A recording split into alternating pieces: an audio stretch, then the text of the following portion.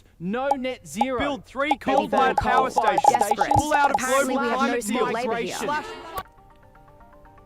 If you love Australia, you've got a duty to do more than try and rile people up.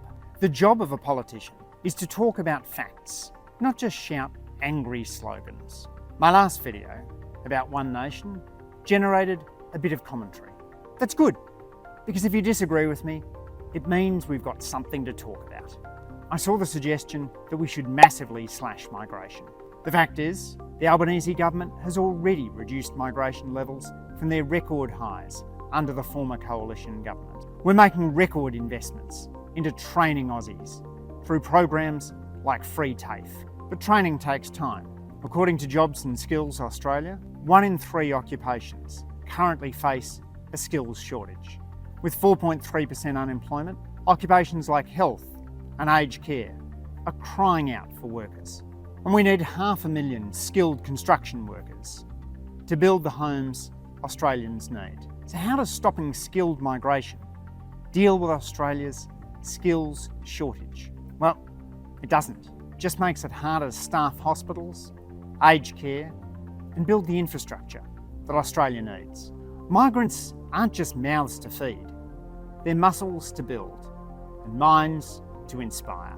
I also saw a lot of comments about One Nation's energy plan. They want to build 3 new coal-fired powered stations, despite the fact that coal power is one of the most expensive forms of electricity generation around. That's why One Nation want the government to build coal-fired power stations, because they know no private company would make such a terrible investment.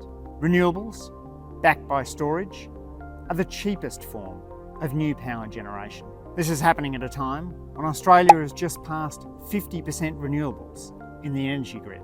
One Nation want to tax you more so they can build coal-fired power stations, one of the most polluting, most expensive forms of electricity generation around. I also saw comments saying that people couldn't see the difference between Labor and the Coalition. But when you look at our policies, the differences are very clear. Labor lifted wages for low-paid workers. The Coalition opposed it. Labor is boosting bulk billing. The Coalition have never believed in Medicare.